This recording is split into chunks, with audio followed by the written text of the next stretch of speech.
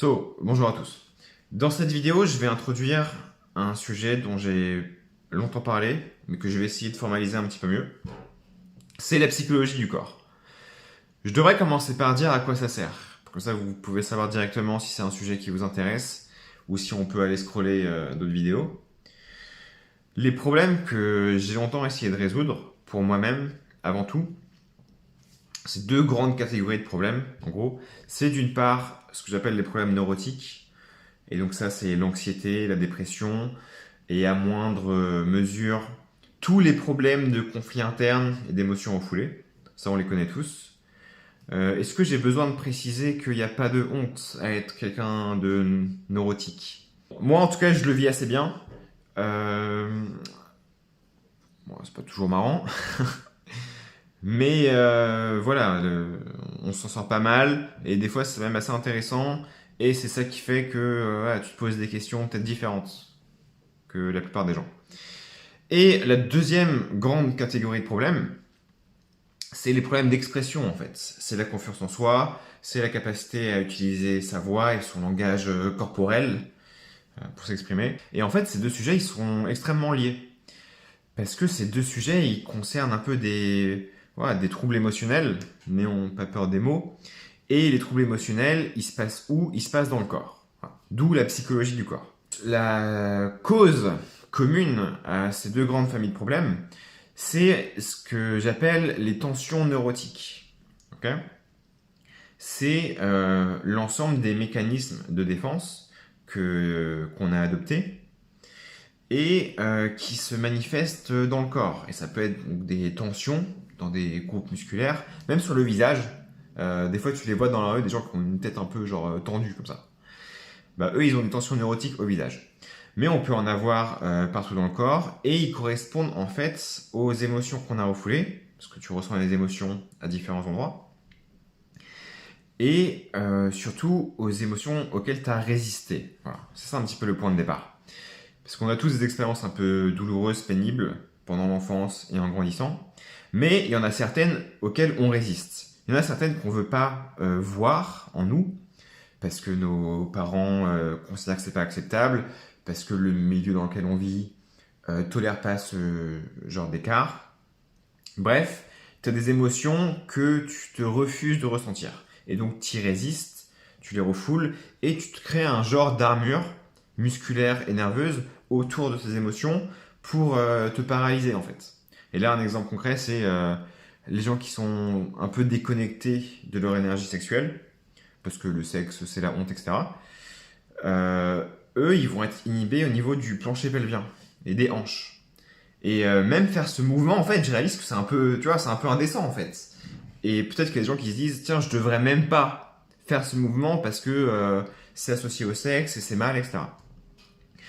Un autre exemple, c'est la gorge, en fait. Et donc ça, c'est lié à tous les problèmes d'expression. Si quand tu étais petit, t'étais pas trop écouté ou que on te disait souvent parle pas fort ou des choses comme ça, t'as adopté le réflexe de te bloquer toi-même les muscles de la gorge. Et j'ai souvent utilisé cet exemple. Mais un jour, tu te réveilles, à 28 ans, 38 ans, et t'as jamais remis en question en fait ce réflexe que t'as de te forcer à parler pas fort, de te forcer à t'inhiber et de pas te mettre en avant. Et un jour, soit parce que on te pousse à le faire par la thérapie par exemple, ou soit parce que voilà le hasard de la vie fait que tu réalises que tu peux en fait utiliser ta voix et tu peux te mettre en avant et tu peux t'affirmer. Alors que tu l'as jamais fait, tu vois. Et tu te dis, putain mais est-ce que j'ai vraiment passé 20 ans de ma vie là à me forcer à pas parler fort juste parce que quand j'avais 8 ans, on m'a dit parle pas fort à table. Ok. Et donc dans la revue clinique que je suis en train de lire, une revue clinique en fait c'est un praticien, donc voilà, un psychologue du corps, qui a plein de patients et qui rédige un genre de synthèse et qui fait bon bah là ce qui a bien marché pour quasiment tous c'est ça, ce qui n'a pas marché c'est ça, etc. Ok, et ce qu'il observe c'est la chose suivante. À chaque fois que tu as une partie du corps qui a un déséquilibre, genre tu perds un peu de motricité, tu n'arrives pas à bouger les hanches comme j'ai dit, ou ça peut être, je sais pas, n'importe quoi, le visage, le haut du corps, les bras. À chaque fois que tu as une baisse de motricité comme ça, c'est à la fois la cause de tes problèmes et c'est à la fois leur conséquence. C'est leur conséquence parce que c'est comme ça que se manifeste voilà, le dérèglement que tu tires de l'enfance, mais c'est aussi ça qui cause tes problèmes aujourd'hui en fait. C'est parce que tu n'arrives pas à utiliser ton corps que du coup tu t'empêches de bouger, et du coup tu rumines et tu t'en veux de pas réussir à t'exprimer et ça renforce tes spirales infernales, etc.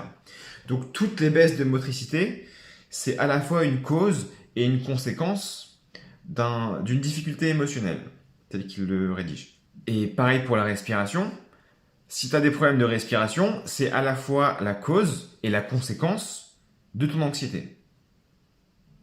Et donc là, ça veut dire qu'un cas extrême de ça, c'est la crise d'angoisse. Tu sais, une crise d'angoisse, c'est il y a un petit truc ou un gros truc qui te fait angoisser, et genre ça monte un peu, genre tu te matrixes tout seul. Mais concrètement, ça veut dire quoi? Ça veut dire qu'il y a un truc qui t'angoisse, qui fait que physiquement, tu n'arrives pas à respirer correctement. Le système parasympathique fait pas le job. Donc, tu n'arrives pas à respirer, tu n'arrives pas à respirer profondément avec toute l'amplitude du poumon. Et ce qu'il dit là, en fait, c'est que si tu n'arrives pas à respirer, ça va en plus être la cause d'une nouvelle angoisse, tu vois. Et donc, quand tu es en crise d'angoisse, tu battes pour un sujet, tu respires mal, ça te fait angoisser pour un autre sujet, ou le même sujet mais encore plus fort, tu respires encore plus mal, et ainsi de suite. Jusqu'au stade où tu n'arrives plus à respirer, en fait, et tu fais une crise d'hyperventilation. Donc ça, j'avoue que j'en ai connu quelques-unes dans ma vie. Et ouais, je réalise que c'est ça en fait. Ça part de la respiration. Donc là, le message, en gros, c'est si jamais tu fais partie des gens qui travaillent sur eux pour être moins anxieux ou pour aller mieux, et que t'as pas intégré la notion de respiration dans ce que tu fais, forcément, il te manque une partie du puzzle. Il y en a qui disent que rien qu'avec la respiration, tu peux soigner tes problèmes, rien qu'avec le traitement par le corps, en fait. Et ça, c'est les gens qui font que du yoga ou que toutes les pratiques qui vont avec, sans faire le travail de psychanalyse. Mais travailler sur l'esprit sans travailler sur le corps, c'est aussi inefficace que travailler sur le corps sans travailler sur l'esprit. Et ça, c'est une phrase que je tire de cette revue. Et j'aime bien la métaphore qu'il prend pour parler de ces gens qui veulent soigner que le corps sans soigner l'esprit. Il dit que c'est comme avoir une voiture neuve, mais dans un pays que tu connais pas et avec aucune carte et aucun panneau. Donc c'est pas mal, t'es efficace, mais tu vas très vite te perdre et générer d'autres problèmes. Donc, la psychologie du corps. Donc, cette approche où tu veux briser cette prison de glace que tu as, qui sont tes tensions neurotiques, de deux manières. Tu as la thérapie physique, et en gros, c'est des coups de burin que tu fais pour te sortir de la glace, et tu as la partie psychoanalytique, qui est en gros l'équivalent de se mettre au soleil le temps que ça fonde. C'est un petit peu plus long, mais c'est plus efficace à long terme. Et le message là, c'est que tu ne peux pas faire l'un sans l'autre, en fait. Et c'est comme ça que est née la psychologie du corps. C'est le sujet auquel je veux me consacrer dans les temps à venir. Donc s'il y a des questions, n'hésitez pas, ça m'aide à aiguiller un peu le cheminement. Si on n'a pas, c'est pas grave, je vais continuer de parler de ce qui m'intéresse. Et en ce moment, c'est beaucoup ça. Je veux finir par une petite phrase de fin de l'auteur qui s'appelle Alexander Lowen. En fait, je vais mettre un lien à sa petite revue là. C'est 30 pages, ça se dévore très bien, il n'y a pas de problème. Mais il dit ça à la fin. Il dit que occasionnellement, une personne va avoir une expérience un peu transformatrice, cathartique, où d'un coup d'un seul, sans qu'on sache pourquoi, soit grâce à la thérapie, soit grâce à un miracle, soit parce que tu es à une soirée où tu connais tout le monde et ça t'ambiance et tu te libères, il va se passer un truc, c'est que tu vas, pour une courte période, connaître cet état que tu n'as pas connu. Cet état où tu es complètement ouvert, joyeux, et sans névrose, en fait. Et quand tu vis ces moments, c'est là que je te dis, t'es vraiment en mode, mais est-ce que je pourrais vivre ma vie entière comme ça, en fait? Est-ce que ce serait possible? Et la réponse, c'est bah ouais, en partie. Ça dépend, en fait. Ça dépend de à quel point t'es prêt à faire ce travail, à faire ce chemin de te libérer de tes tensions neurotiques. Voilà, jusqu'à la prochaine fois, reste en bonne santé et connais-toi toi-même.